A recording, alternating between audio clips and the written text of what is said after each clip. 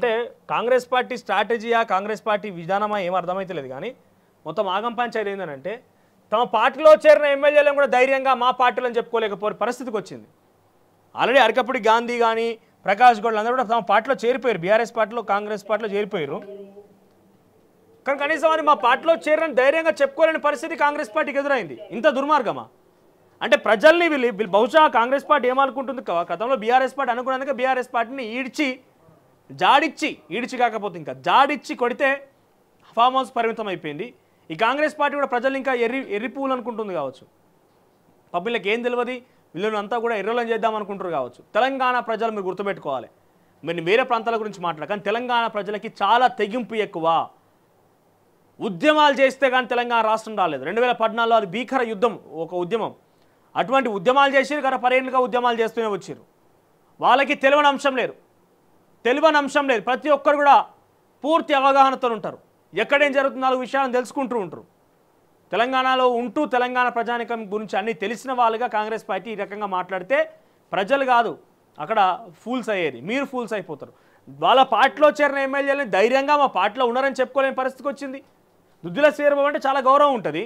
మీ నుంచి ఇటువంటి వ్యాఖ్యలు ఎవరు ఎక్స్పెక్ట్ చేయలేదు, మీ నోటి నుంచి ఎవరి వ్యాఖ్యలు ఎక్స్పెక్ట్ చేయలేదు. మీరు చాలా మెచ్యూర్డ్, ఇంటెలిజెంట్, ఒక సిన్సియర్, డీసెంట్ పొలిటీషియన్ అందరికి తెలుసు. కానీ మీరు మీ పార్టీలో చేరిన వాళ్ళని కూడా లేదు ఆ పార్టీలో లేరు, వేరే పార్టీ వాళ్ళందరూ అని చెప్పుకుంటుంటే కొంత అవమానకరంగా, మీకే అవమానకరంగా అది. అంటే ధైర్యంగా చెప్పుకోలేని పరిస్థితి కూడా ఉన్నది మీకు పార్టీలో చేరిన ఎమ్మెల్యేల గురించి. విషయం ఏంటంటే నిన్న పీసీసీ అధ్యక్షుడిగా కొత్తగా నియామకమైనటువంటి మహేష్ కుమార్ గౌడ్కి సన్మానం చేసే ప్రక్రియ, ఆ తర్వాత కొంత సిఎల్పి మీటింగ్ జరిగింది ఒక నోవోటల్ హోటల్లో. అయితే శ్రీధర్ బాబు ఏం చెప్పుకొస్తారంటే అక్కడికి అరకపూడి గాంధీ, ప్రకాష్ గౌడ్ అందరూ కూడా వెళ్ళిర్రు, ఫిరాయింపోయినటువంటి ఎమ్మెల్యేలు. అరకపూడి గాంధీకి సంబంధించి వివరం అందరికీ తెలిసిందే. నేను కాంగ్రెస్కి పోలేదు, నేను బీఆర్ఎస్ ఎమ్మెల్యేని అంటాడు ఆయన. కట్ చేస్తే నిన్న అక్కడ ప్రత్యక్షమైండు. ఆ ప్రత్యక్షమైన తర్వాత మీడియా మిత్రులు బయట అందరూ కూడా ప్రశ్నిస్తే శ్రీధర్ బాబు ఏం మాట్లాడుతారంటే ఇది నోవోటల్ హోటల్ అనేది షేర్లింగంపల్లి పరిధిలో ఉన్నది, రాజేంద్ర నగర్ పరిధిలో ఉన్నది. ఈ ప్రాంతానికి సీఎం వచ్చిండు కాబట్టి కలవనీకి వచ్చిరా ఎమ్మెల్యేలు, సిఎల్పి మీటింగ్కి రాలే, మీకు చెప్పారు ఎవరన్నా సిఎల్పి మీటింగ్కి వచ్చిరా అని.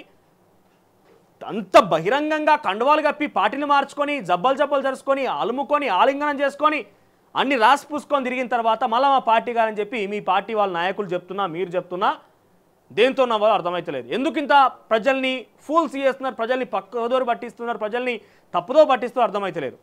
అసలు మీ ఇంటెన్షన్ ఏంటి? మీ పార్టీలో చేరి కండువాలు కప్పుకొని మారినప్పటికీ మా పార్టీ కాలని చెప్పుకోవడం కోసం అంటే వాళ్ళు ఇంత వేస్ట్ కాలం చేర్చుకున్నామా అనే ఉద్దేశంతో ఉన్నారా? లేదనంటే ఆ పార్టీ ఎమ్మెల్యేలు మా దాంట్లో చేరారు కాబట్టి కోర్టు కేసులు ఇవన్నీ నడుస్తున్నాయి కాబట్టి ఇజ్జత్ పోతుంది, మా పార్టీ ప్రభుత్వం పరువు పోతుందని చెప్పి బాధపడుతున్నారా? ఒకటి ఫస్ట్ వాళ్ళు వేస్ట్ కాలం చేర్చుకున్నామనే ఆలోచనలో మీరున్నారా? వాళ్ళు వేస్ట్ కాల్చి ఇంత దుర్మార్గంలో మనం చేర్చుకున్నామని ఒక ఆలోచన మీ ప్రభుత్వం ఉన్నదా?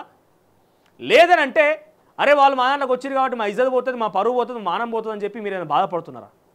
ఏదో ఒకటి అయి ఉండాలి. ఎందుకంటే మీరు ఆల్రెడీ చేరినా కూడా చేరలేరు పదే ప్రజల్ని, జర్నలిస్టులని అన్నింటినీ తప్పుదో పట్టించి కళ్ళ గంతలు కట్టుకున్నట్టుగా చీకట్లో పోయి పిల్లి పాలు తాగినట్టున్నది. చీకట్లో కళ్ళు మూసుకొని పిల్లి తాగి నేను ఎవరు గుర్తించలేదు, నేను ఎవరు పట్టుకోలేదు అన్నట్టుగా పిల్లి అనుకుంటున్నట్టుగా కాంగ్రెస్ పార్టీ పనితీరు కనబడుతున్నది. మీ పార్టీలో చేరిన ఎమ్మెల్యేలు మా పార్టీలో ఉన్నారు, మా పార్టీలోకి వచ్చి తప్పేంది అని చెప్తే మీకు ఏమవుతుంది? ఏందో ఈ రాజకీయం ఏందో అర్థమవుతలేదు. ముఖ్యంగా అరకపూడి గాంధీకి సంబంధించి ఫిరాయింపు విషయంలో అయితే రాజకీయం అంతా అస్తవ్యస్తంగా మారిపోయింది. అసలు ఏ పార్టీలో ఉన్నారో ఏందో అర్థం కాని పరిస్థితి మారిపోయింది. అసలైన తొలి వెలుగు.